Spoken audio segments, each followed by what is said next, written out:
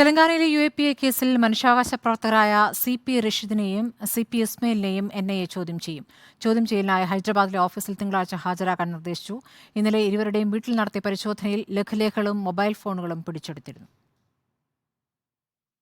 ഹൈദരാബാദിൽ അറസ്റ്റിലായ മാവോയിസ്റ്റ് നേതാവ് സഞ്ജയ് ദീപക് റാവുമായി ബന്ധപ്പെട്ട കേസിൽ മനുഷ്യാവകാശ പ്രവർത്തകരായ CP റഷീദിനും CP ഇസ്മായിലും പങ്കുണ്ടെന്നാരോപിച്ചായിരുന്നു ഇന്നലെ NIA സംഘം ഇരുവരുടെയും വീടുകളിൽ പരിശോധന നടത്തിയത്. പാലക്കാട് യാക്കരയിലും മലപ്പുറം പാണ്ടിക്കാടുമുള്ള വീടുകളിലായിരുന്നു റെയ്ഡ്. പരിശോധനയ്ക്കിടെ പാണ്ടിക്കാടുള്ള CP റഷീദിന്റെ വീട്ടിൽ നിന്ന് ഫാസിസ്റ്റ് വിരുദ്ധ മുന്നണി, പുരോഗമന യുവജന പ്രസ്ഥാനം എന്നിവയുടെ നോട്ടീസുകളും മൊബൈൽ ഫോണും ഹൈദരാബാദിൽ നിന്നുള്ള NIA ഉദ്യോഗസ്ഥർ പിടിച്ചെടുത്തിരുന്നു. ശേഷമാണ് കൂടുതൽ ചോദ്യം ചെയ്യലിന് ഹാജരാകാൻ ഇരുവർക്കും NIA നിർദ്ദേശം നൽകിയത്.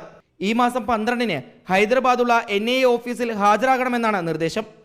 മറ്റ് സംസ്ഥാനങ്ങളിൽ നിന്ന് കേരളത്തിലേക്ക് എത്തുന്ന മാവോയിസ്റ്റുകൾക്ക് ആവശ്യമായ സഹായങ്ങൾ ചെയ്തു നൽകിയവരാണ് CP റഷീദും CP ഇസ്മായിൽ എന്നുമാണ് NIA ഉദ്യോഗസ്ഥർ പറയുന്നത്. മാവോയിസ്റ്റ് പശ്ചിമഘട്ട സ്പെഷ്യൽ സോൺ സെക്രട്ടറി ആയിരുന്ന സഞ്ജയ് റാവുമായി ഇരുവരും ഗൂഢാലോചന നടത്തിയിരുന്നുവെന്നും NIA സംഘം പറയുന്നു. വയനാട്ടിൽ പോലീസ് വെടിവെപ്പിൽ കൊല്ലപ്പെട്ട മാവോയിസ്റ്റ് കബനിതളം ഏരിയ സമിതി അംഗം CP ജലീലിന്റെ സഹോദരങ്ങളാണ് CP റഷീദും CP ഇസ്മായിലും. Reporter Iqbal Arkal, in reporter, Palakkad.